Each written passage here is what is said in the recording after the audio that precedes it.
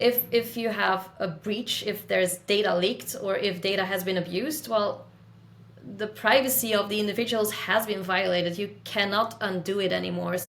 Welcome to PathFinders, the podcast for security professionals and founders exploring the crossroads of business and cybersecurity. We share real stories and practical lessons to help you grow as a leader, launch new ventures, and build resilient businesses. If you're ready to bridge the gap between security and entrepreneurship, you're in the right place.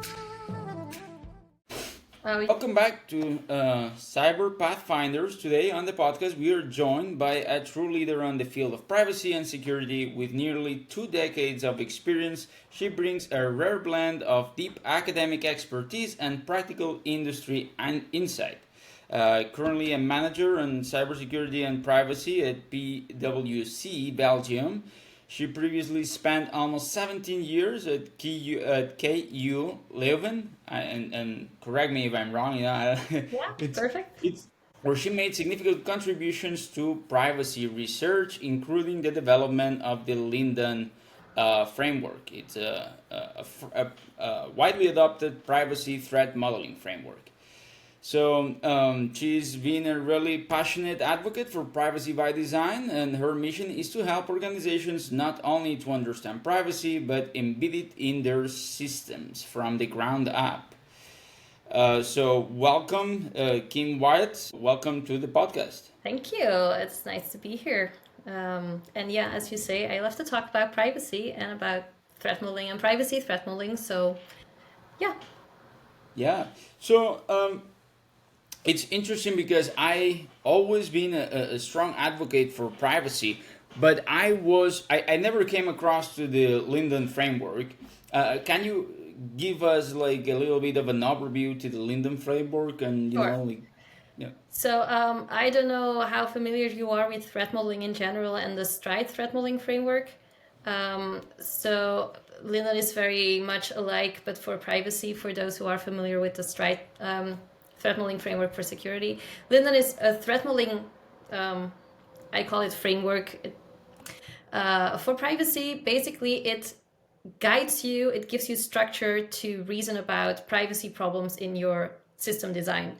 So you start, just like you start with any threat modeling exercises, you start with understanding what your system is, what your system does, like a data flow diagram, a whiteboard sketch, information about the system and how information flows, about what information you are actually processing, who your data subjects are, all of that. And then you can start thinking, okay, we have all of this.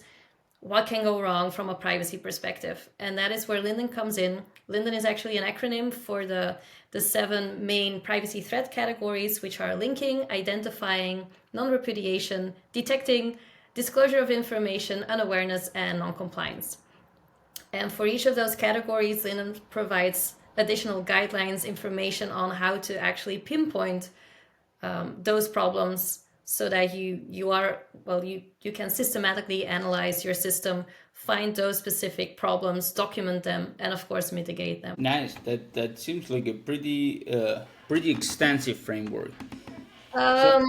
You can go as far or as focused as you want. I hear people who do a couple of minutes of brainstorm just based on those high level threat categories, or you have very regulated companies who really do extensive analysis with mapping tables to make sure they capture all the details and do a very thorough analysis. And then you have something in between, especially when you need to get started. We have the LINDDUN Go cards, which again was inspired by STRIDE and the elevation of privilege game that Adam Shostak developed. So it's actually, well, you can use it as a card game, but I would rather see it as some cheat sheets to do a structured analysis. So you have cards that say, okay, look at that place in your system. If you have that particular type of data, you should have, or you should consider having a linking threat on this or that, or an identifying threat or a detecting threat. So those cards give you structure because, well, if people just say, okay, do a privacy analysis, most people go, what? So it's the deer in headlights kind of approach. And Linden is aiming to give guidance there, and the Linden Go cards can give you that structure, can give you that guidance. Nice. And I believe that that might be also a little bit related to the level of maturity of each organization, right? Like Exactly. maybe as you get familiar with LinkedIn, or as you start adopting these things, uh, then you go for a more basic approach, just keeping it to the 7 basic domains. But then as companies mature, or at least their privacy posture matures, it gets a little bit deeper into the weeds, and you can keep, like whacking and as you, I believe you were expressing on the different matrices, you're trying to correlate what are your internal practices versus what kind of threats or mitigations you're trying to Yeah, stop, right? yeah, it depends on well, risk appetite is not the right word, because in this case we're not talking about security where you can decide the risk appetite. It's the individual's risk that we're talking about. So Yeah. it's a bit tricky to assess, like, oh, we're fine to throw away our users or the individuals at stakes privacy because we think it's okay. So privacy needs to be there. You can Yeah. assess the risk about the compliance fines, but you can't really decide for other users, for the users or for individuals, that it's okay to just abuse all the data. Yeah, absolutely. It is security related, like it is a risk appetite, because it ends up being what's the risk of your data or your customers' data being exposed, right? And at the end of the day, that ends up, you can easily correlate the leak of data or the easy availability of data to like potential later down down. I wouldn't call it attacks, but when you expose all those different datas, you're just opening the door to a Yeah, bunch yeah, of there's a bunch of different harms threats. following that. Yeah. Yeah, I do need to point out it's something I feel strongly about go telling for over it. and over. Privacy is not just about confidentiality. So confidentiality is what people usually see, like there's a data leak. It's privacy. It can be a privacy breach when we're talking about personal data, but privacy goes beyond that. Privacy is about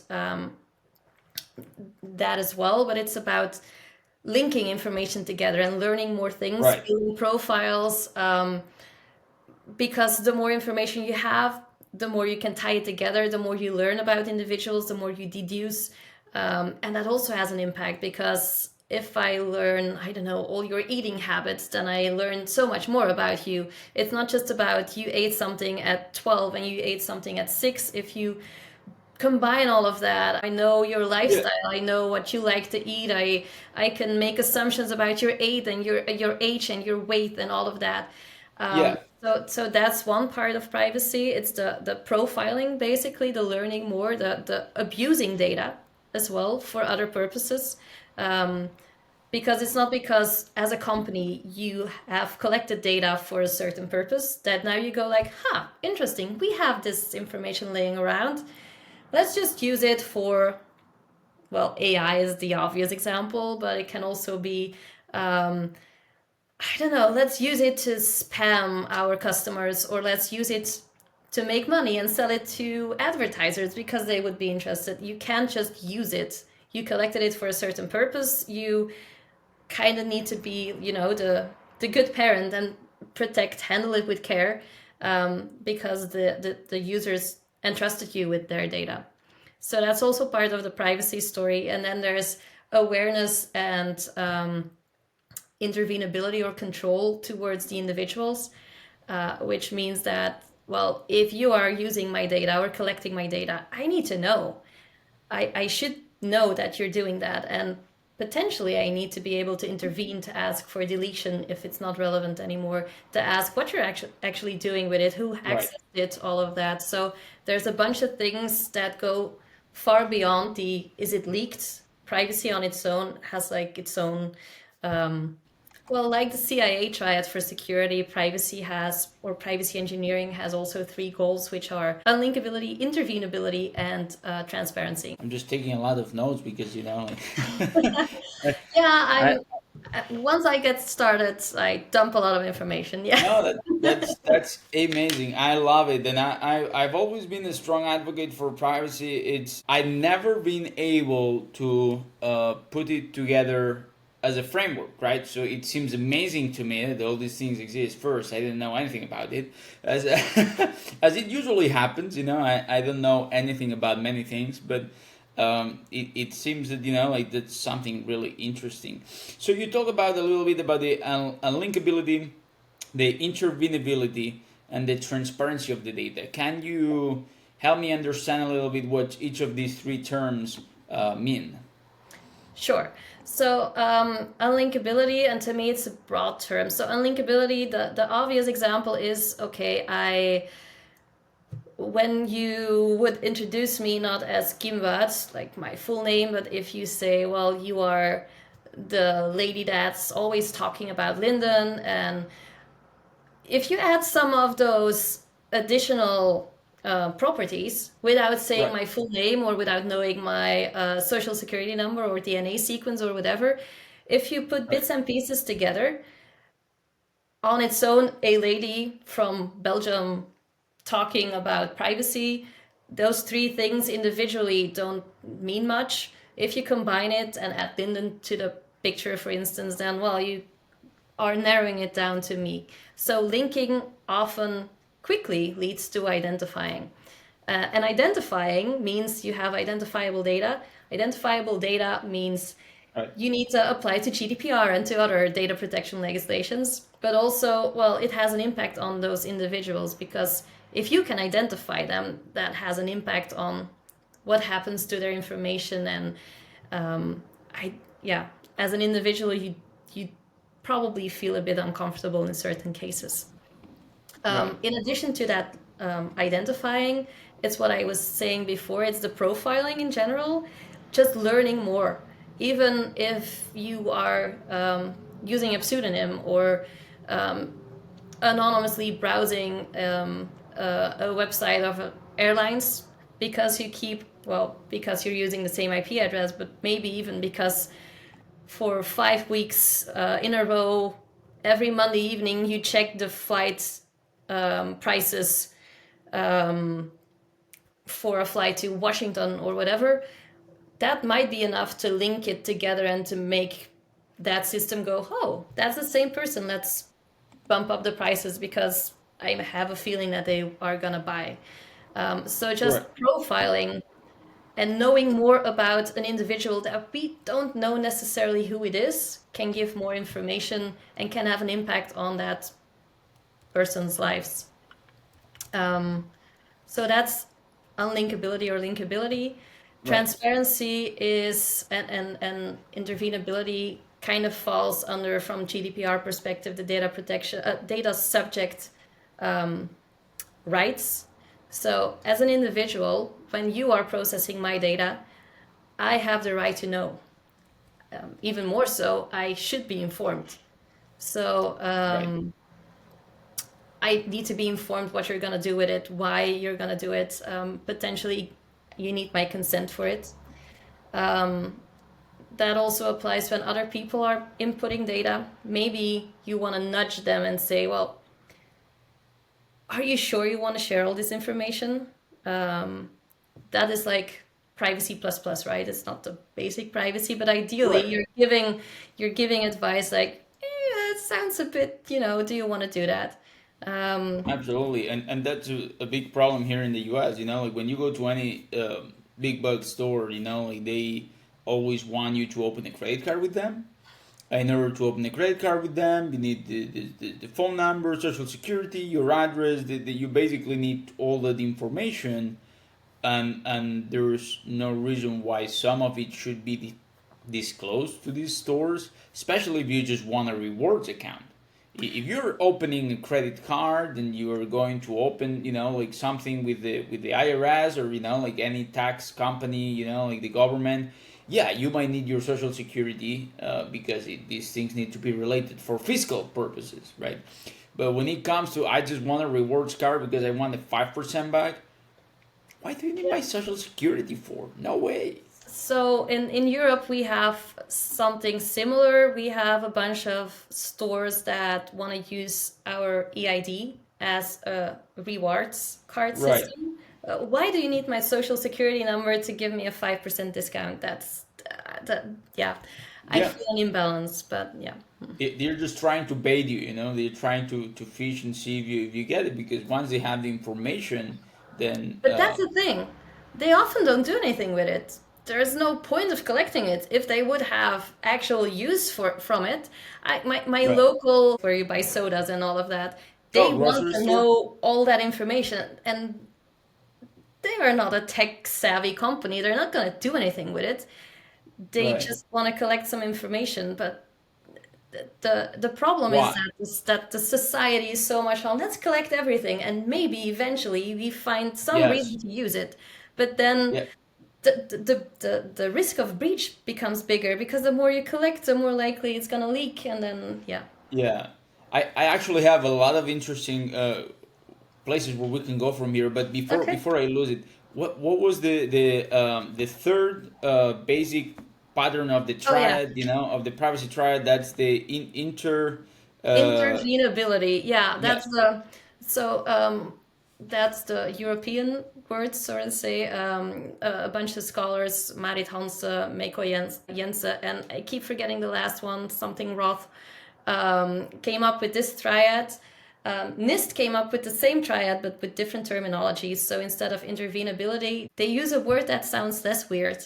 I want to go with control, but it's not. But then instead of unlinkability, they use disassociability, so they're not great either. Right. Um, but so I would call it control as an individual or agency, even as an individual. When my data is being used, I need to be able to have access to my data, like request all my information. I need to be able to, well, the right to be forgotten. In certain cases, Right. your information is no longer valid and it's okay to ask. It's not that I can go to my bank and say, you know what, I wired 500 euros to my friend. I want to have my right to be forgotten. Just wire it back to me because that transaction is irrelevant. Right. Of course, you can't do that. Right. But in But certain cases, information is old and outdated and can be removed. yeah, there was this. So there was this camping in Spain, right? That was right by the beach, and so back in the day, in the 60s or 70s, there was a gas truck, you know, that was going to refill a gas station, and there was a big car crash, and the truck exploded. So people, like 2,000 people died, like a lot of people, and there were pictures of the, you know, like people dead being burned, you know, by the big explosion, which is kind of a little bit gore. But Yeah. what happens is, like, you know, what happens with Google. When somebody says something catchy, everybody Of clicks on course. it. And so, thanks to the right to be forgotten, and, you know, like the GDPR when it came out, they were able to, you know, like use these as a hey, you know, like this happened back in the 60s, but the problem is, like, every time that somebody's trying to book our camping, yeah, they see all these things about the camping, and then nobody wants to, you know. Okay. That's actually interesting that you say because I'm pretty sure it's not going to be about because of GDPR because No, no, no, GDPR no. kind of ends when a person dies. For some reason, our privacy can only be protected if we're alive. After we have no rights anymore. But it was the life. It will be the life of the Yeah, company, yeah, if yeah. anything, right? Because the camping will still be alive. But yeah, no, no, it's not related to GDPR. But Yeah. thanks to the GDPR, there were other different Yeah, changes yeah, that yeah, yeah. happened. Like now you think you are able to remove certain things from the internet, Yeah. and you are able to actually take control of your branding and things like that, right? Um, and that's somehow of a problem sometimes in the U.S. Uh, Especially, you know, there's several states that are making big advances. The biggest one is the California Privacy Act, Yeah. right? But, you know, I believe it's still a lot of things that need to be matured, and, you know, like running. I'm always against any kind of legislation. I always, yeah. I was gonna say GDPR is great because it gives us that stick to say if you don't, there's gonna be fines. But Right. GDPR has entered into force when 2018, I think. Honestly, it's kind of disappointing the state we're at. It's better, Yeah. but I was hoping to be at a much more mature state overall of privacy or data protection. Um, it's still very much a compliance a checkbox compliance driven approach for a lot of It, organizations. and usually, it's a little bit sad, but that happens a lot in this, like in our world, that like most people end up using checklists in order to, like, oh, I'm secure, check the box. Well, what do you mean you're secure? I mean, nobody's ever 100% secure, right? But people are like, no, we're secure, check the box. Why are you secure? Oh, well, I ran a scan here and we found no vulnerabilities, so we're secure. Like, well, your scanner didn't find any vulnerabilities, but what's the deal, right? Like, same thing, I guess, with privacy. But anyway, let me ask you something that I've been willing to ask for the last 10 minutes. Through your entire professional, career dedicated to privacy, what was one of the most challenging privacy or security problems that you have encountered? I think we're still at that same problem that is getting the buy-in for privacy because everybody is saying, well, no. First, when I talk about privacy, they're rolling their eyes and say like, oh, are you talking about privacy again? I have nothing to hide. It's fine. But actually, when you start giving examples of, and would you be okay that they know this, and would you be okay if Right, they use that information, and everybody goes like, no.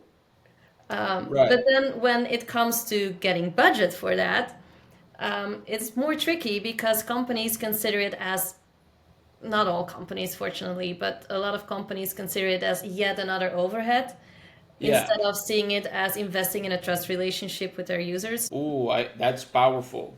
It's investment in a trust relationship with your users. That's a good one. I would even say it can help reduce some of your security problems. Well, if you invest in minimization and in that unlinkability, the Right. impact of a breach, which, let's be honest, is gonna happen with most companies at some point. If you Absolutely. don't have the data, or if you have minimized it or de-identified it or whatever, the less you have, the less impact your breach will have as well. Right. So You reduce it's your kind of, liability. yeah, it comes back into security as well.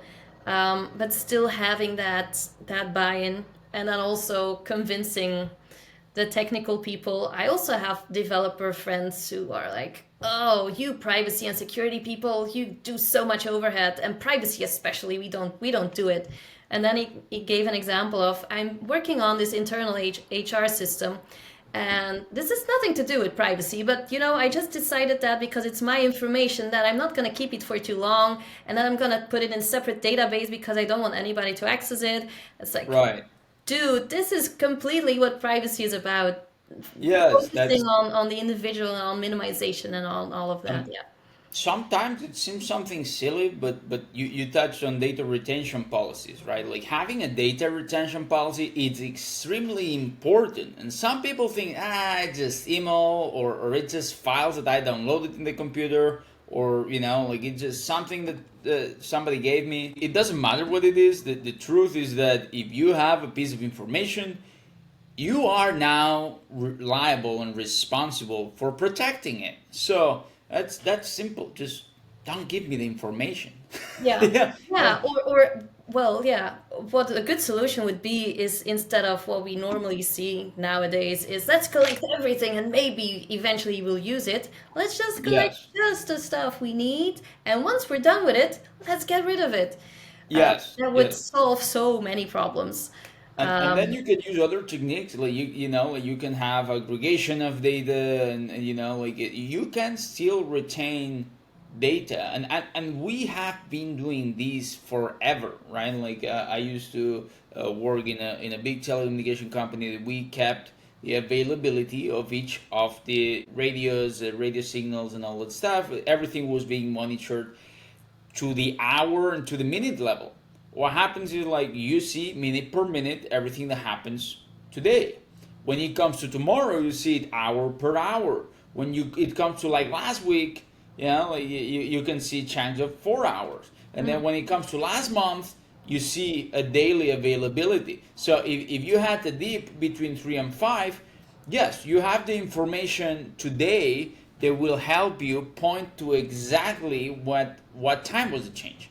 But maybe when you have to explain that there was a change and this and that, you did your root cause analysis. You don't have to keep all the same level of detail 6 months from now when you already did all your detail and you just want to showcase that there was some issue over here, and that's why you have an availability dip, and instead of 99.999 you're at 96%. You basically stole, well, not my example, but something I was gonna indeed explain. Like there's different, it doesn't have to be let's just delete everything, but let's aggregate information and de-identify or minimize the information over time. And I believe that what moved or what helped us the most to sell that business case back in the day was that, well, now we are accumulating gigabytes of data a day, like so by the end of the week we have more than 500 gigabytes. If we go back to like next week, we cannot store all that data. You know how much it's going to cost? The problem right now is that you go to AWS S3 buckets, just dump anything in there, or just to go to some cold storage like that. Yeah, it's going to take a little bit to retrieve the information, but you can store terabytes for pennies. Like it's really cheap. And that may be driving this effort that you're talking about of accumulating more and more data when it's not needed. Yeah, and that makes the retention process so much more difficult, especially because we have all these different applications and microservices and all of that. And maybe in that one application, I am being identified with a social security number, and in that other one with my name, and in a third one with a pseudonym. And if I then ask for deletion, or if the retention period says information about Kim needs to be deleted or whatever, well, figure out where it all is. Are you sure you didn't miss anything? Right, absolutely. There's this case that I'm kind of curious about what your thoughts are, and I believe it's deeply related to this topic. So back in the day, we traveled back almost 10 years, and there was the presidential elections for the United States of 2016, where Obama or Obama's campaign, I don't know if the gentleman himself or somebody else in his cabinet, signed an alliance with Cambridge Analytica to have all the US citizens profiled. And what they did is they targeted those US citizens that were in the fence between Republicans or Democrats, right? So if you already had made up your mind, you were a win or a lose, whatever, but most of these people that were on the verge, they were targeted. And they had addresses. They know exactly who he was with name, last name, and where you lived. But they didn't do anything illegally. They just worked with Cambridge Analytica, which are some data brokers, right? Or they were actually data brokers, and they actually analyzed the data. So I guess you know the case. Oh, now it rings a bell indeed, but I didn't follow that up closely, I must admit. Okay. I think the whole data broker and online advertisements and all of that scene, I think it needs so much more investigation from a privacy and an ethics point of view, because I think as users, as outsiders, we only see the tip of the iceberg, and it can only be a huge mess underneath, because there's no way they can do all of that without violating a bunch of compliance rules, but also a bunch of ethical rules. I know former colleagues of mine, they were doing a study. They bought from a data broker for like research purposes. They bought some information on locally in Belgium location data. And apparently that was extracted from a, I'm gonna say, weather location app that was actually Mm, using a library or something that fed information to the data broker. Not even sure if the weather app knew that that library was doing that. And they could track people, they could track people to a vacation park that had right. a lake with a tiny island, and they could see, oh, look, those people took a boat to the island and they had lunch there, and then they went back and they stayed in that cabin. Um, Wow. Without people knowing, and sure, you can say it's anonymous data, but honestly, if you know all that information and you do some Well, research, you can trace that back to somebody specifically. And that's just one yeah. example. So I mean, we're all being tracked in 500 million ways, and I'm sure data brokers are using a lot of that information without us knowing. And Right. And it's kind of scary when you see sometimes how easy are to correlate some of these things. Like back in the day, we started crafting these, different regulations for privacy and anonymity. Like just privacy generally in the industry, and then people came with the anonymization, right? And like, oh yeah, if as long as I don't give your username, as you were saying before, if you give enough data points, yeah, you are able to end up reconstructing these things. And that was something that a quick example that somebody once explained to me was like, when you listen in Spotify, all these different music, when you now go to Amazon and you start buying those same CDs, vinyl records, like, well, not cassette tapes anymore, but yeah. like you start buying, like Well, maybe maybe the a digital, retro, who knows? yeah, just, the digital one, I believe you can even purchase now a digital copy of it. So when you start buying these, it's easy to correlate. Well, this guy that likes this kind of music, 80% of the time you will also buy all these other things. Yeah, yeah, But yeah. if you buy these three different bands instead of like what the majority, right? You are distinct enough Oh, that yeah. they can now say, oh, that's user 1, 2, 3, 4, 5, 6. Now it's what we call user, it's John, Yeah. that has been purchasing these things. Now we know who it is, so we can exactly profile him. And next time that I buy some data, I know that 1, 2, 3, 4, 5, 6, it's going to be John, Yeah. and that mapping is now down, Yeah. done forever. And that the same way, like when you go to any other account that will access most of this information. Not all the collection of information is bad though, like obviously having collecting the where users log from, like geolocation, that's extremely important for things like UEBA, right? Like where you actually study where, or the program studies where each of the people or the users log in from. And when you see somebody that works from the US and suddenly is connecting from southern Italy, well, things smell fishy. Yeah. So it's always worth an investigation and whatnot. So it's not that Sure, everything's but then bad. that use needs to be limited just for that check. Yes, but then like, you have to have a really good scope. So on that same thing, what do you think that are the most important practices for like when it comes to any company, big or small, to start adopting privacy inside maybe their security program, or Yeah. maybe their I don't know. I was going to say HR. I don't know if HR will be a good maybe PR. Like when it comes to public relationships and all that stuff. That seems to be more aligned to it. But what do you think are some key things that the companies Yeah. should start looking into? Yeah, so I talked to a bunch of people who said, okay, I'm convinced I'm gonna look into this. But then they looked into it and they were like, oh my God, we need to do so much. We decided to do nothing. So that's not the way to do it. Yeah, basically, my initial advice would be, if you want to start somewhere, whenever a new project starts, just add that one question, which is, do we really need the data? or do we really need all these data? Because that's the essential part, right? If you want to dive deeper, I think threat modeling is a great vehicle for security as well as for privacy to really streamline the process, because you start early on thinking, okay, what's the stuff that can go wrong?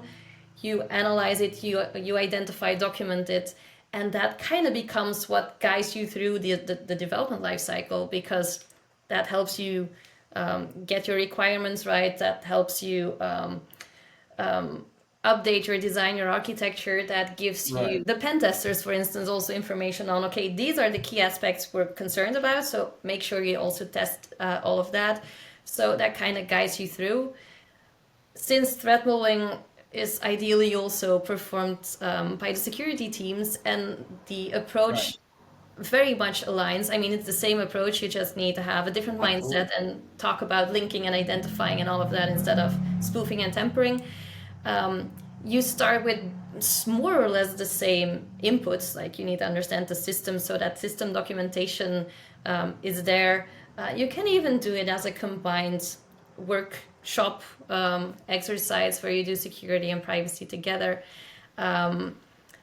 So I think threat modeling there is an interesting vehicle to move forward. And as we talked earlier, as you highlighted, you have all shades of gray to do threat modeling. It can be a 5-minute conceptual brainstorm, or it can be a very thorough 3 weeks deep dive assessment where you go to all details and all of that. And you Quick, will probably land somewhere in the middle there. so quick question. Is it typical in when you work with different companies and whatnot? Is privacy something that you see in tabletop exercises? Like when it comes to cybersecurity, sometimes you do exercises. You actually have to test your DR plans. You test, like all these different security measures by just pen tests and things like that.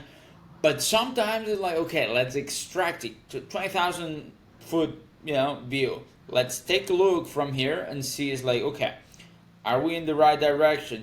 We have the documents to support it. Does people know what they have to do? So you just sit at the table and pan out the scenario, right? And I was thinking about this because when you say the LINDDUN, you had the LINDDUN gold cards, right? Which can be used as a guideline or like a Yeah. pocket guide, right, of the different things. But I'm thinking like that can also be useful in a tabletop scenario where you actually have these cards to guide the Yeah. discussion a little bit one way or the other. Yeah, it's if you're looking for, okay, what's the stuff that can go wrong from a privacy perspective, that's definitely something that can help. Do we see that in the type of exercises you're talking about? Like, really, let's assess all the entire organization. It's, I think it's being done not enough for security, let alone for privacy. Right. For privacy, well, it should be a proactive approach, right? For security, you can still say, oopsie, there's some attack surface that we didn't properly secure, but now we secured it. And Right. we're quite sure that nobody found it. If you have a breach, if there's data leaked, or if data has been abused, well, the privacy of the individuals has been violated. You cannot undo it anymore. So it really Right. needs to be a proactive exercise that comes up front. And it would make a lot of sense to have those regular assessments of, are we doing it the way we should be doing it? Can we improve it? Can we make it better? Better Right. for the individuals and more privacy friendly, but also better in the sense that it's better embedded in the life cycle, that people know what they need to do and want to do it. Because I can come up with very fancy academic processes that would be really great and rigorous and would give you awesome privacy respecting systems. But if nobody's gonna use it, it's not really that great. So that reflection also needs to go into, is it working in that organization, in that team? Is it yeah, That usable? That's a really good point. Like the difference between something we can achieve an excellent state of privacy and security in most applications or architectures if we live in an ideal world with a limited budget and a lot of time to think about it, right? But when we come to a work environment, I guess Yeah. that will be, or a business environment, Yeah. we need things shipped and we have constraints on time, budget, resources. So maybe you need to figure out how to achieve a similar level of privacy and security using pre-made components on the Azure cloud or in the Google cloud, right? And then it's like, okay, now, or maybe the AWS S3 buckets, that they like to leak keys and, not be secured. And then suddenly you everything that you thought it was great because you have an S3 bucket, well, it can be something as simple as just making sure that, you classify the level of confidentiality of your information, and then you know that you can only put certain level of confidentiality in a certain system Yeah. because the trust on the system is minimal, right? Yeah. And there's other systems that maybe you have a high level of trust because you have high control over the environment, where you can put the most confidential data on. And then that also helps spread a little bit, the cost. You don't have to have everything in a super expensive cold vault where nobody can access it, and you need 5 different codes, and it has to be backed up twice a day, and you don't need that stuff for most 90% of the information on 100% of the companies. So Exactly. Yeah. looking ahead, what do you think that are some of the biggest cybersecurity or privacy trends that we need to be aware of in the next 3 to 5 years? Like mid to long range things that Yeah. you might be hearing right now. And I'm not allowed. Well, I mean, why not? Like they discovered not that long ago that ChatGPT was actually logging all the different queries that users were using in a public way. Yeah. So all these early adopters, I mean, myself included, now I love to use ChatGPT for certain things. There are things that make my life much easier and much faster. But I always assume that any single piece of data I will put in there, same as in an email, like unless you have to say something, unless I have to provide somebody with my full name, or any other piece of private data. It doesn't even have to be my social security. My phone number, I don't have my phone number in my email signature. Why do you need it? You're already reaching out to me via email. Yeah. Like, what's the point, Yeah. So I guess that if you assume that everything you're doing on the internet, it's a public information already, right? That you're safe. But most people think that when they text with ChatGPT or any Yeah. other AI tool, it's just a two-person conversation. And I know. I hear people, especially the younger generation, like the early adopters, but everybody who's using it as a personal therapist and a personal diary kind of thing. And it's great, and I'm sure it has value, but yeah, it freaks me out. I'm even concerned about all the metadata risks, like the way I type, absolutely, the time I write questions, yes, all of that is already like learning more about me than I want to give away, and yeah. yeah, absolutely. And I was actually going to talk about just what you said. Um, there was a study. I will have to dig it out, but there was a study that said that the biggest usage that we are seeing on these top-notch AI tools are for companionship.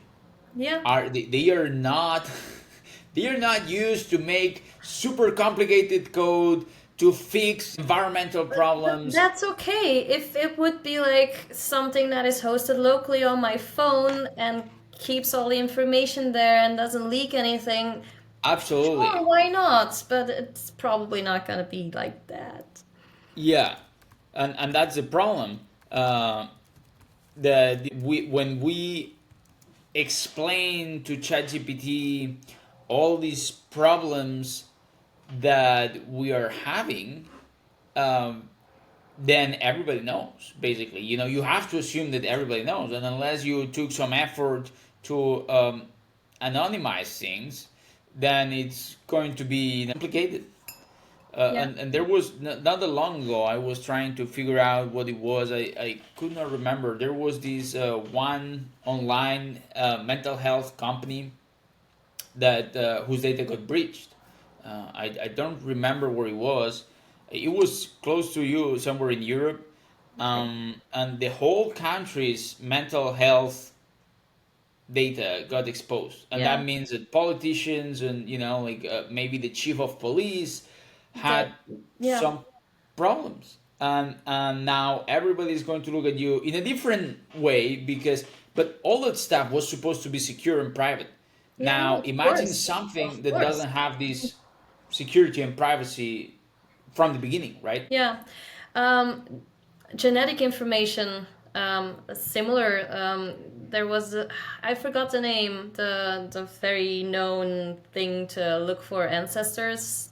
Yes, ancestry. It's not even a leak, but it was bought by another company. Are you, as a user, when you give that information out, okay with in the future some other company that has nothing to do with these services buying all your information and Right, supposedly handling it with care, but are they? right. Yeah. Oh, Yeah. other stuff that freaks me out: smart glasses, and everything related to that. Because there's also it's. I think we're not there yet, but like human computer interaction or brainwave computer interactions. Right. I mean, that's like the last private stuff we have, right? Our brain. If Well, they're yeah, yeah. also They will working get in on there. affecting that, and some studies seem to imply that they will be able to. Yeah, Well, that was one of the Elon's projects, right? Not necessarily to read your brain, but to be able to compute some of the signals to bypass this limitation that we have of speed of communication with the computer, which I kind of I'm interested. I'm reticent for what you're saying, but I'm also really curious because as I get older, and I start having some issues typing as fast or like being as precise when you click on places, like I all my screens used to have really tiny letter. Now I wear glasses and I still have to like like zoom in manually when I'm reading any document. So it's being able to have yeah, direct transfer from the brain and have like more accuracy. Yeah, sounds interesting. sure, but Now, only what's going to be when the you are cost? doing certain things. Now, like smart glasses, Right, depending on which ones, they're not just well, they're constantly monitoring what you're looking at. They are right. potentially recording it. Depending again on the glasses, sometimes they are also reading like your eye movements, and based on your eye movement and how your irises, how your eyes like Yeah, dilate, they can deduce more information. No, it's too yeah, much. absolutely. And then the other problem is like, not only what do companies say they do, but what do they do? Because now it's the smart glasses, I mean, usually glasses have a really thin leg, right? Like, so how much computing power you can put in it? The answer is really minimal. Yeah. The way you compute these things is you send them to the cloud to somebody that has a big data center and can store a bunch of data. Now, that brings the problem is like, well, whose data is it now? Because because it's traveling to a different data center in a different place, and I believe that data sovereignty is now a big topic in cybersecurity, right? Like, how do we make sure in these distributed places that we live on, this distributed planet internet that we have, how do we keep things tied? So if I have US data, I can keep it in the US, and therefore I only have to abide by US regulations, right? And same with Europe. GDPR was really strong on that. Why Yeah, you no, but have to if share? that even if that's hosted in Europe, if the parent company is in the US, then that might be overruled, and there might be subpoenas that will still get certain Right. information to the US. So how can you be sure? That's just it. Things are really complicated. So if we have somebody that's interested on privacy, where can we find some more resources or things to be more in depth into the Linden framework or Well, so all information is freely available on the Linden website, which is linden.org. It's LINDDUN. But also, if you want to learn more and get a bit more guidance and actionable advice, we will be, that is me and Avi Douglan, we will be giving a 1 day crash course training on privacy engineering, privacy by design at OWASP Global AppSec in DC in November. So we hope to see you there. Nice. Finally, if you could go back in time and give your younger self one piece of advice about cybersecurity or privacy, what would that be?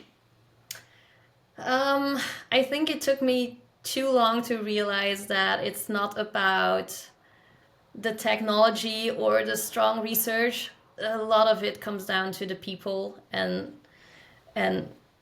bringing awareness and having people understand and having people execute it and usability and all of that, the people side of things, and not, Right. well, we need the other stuff too, but it's really about all of that. And I think that is often not highlighted enough. And we're still focusing on tools and on all of that, but we need to have that culture of privacy and security, and everybody needs to be on the same page and willing to do it, because otherwise we can come up with strong, extensive processes. It's not going to work. Yeah, there is no way to enforce it unless people want to play along. Yeah. Well, unless AI is going to take over, of course. Well, thanks very much, Kim, and thank you for being here with us. And I hope that you guys enjoyed this podcast. So I will see you in the next episode.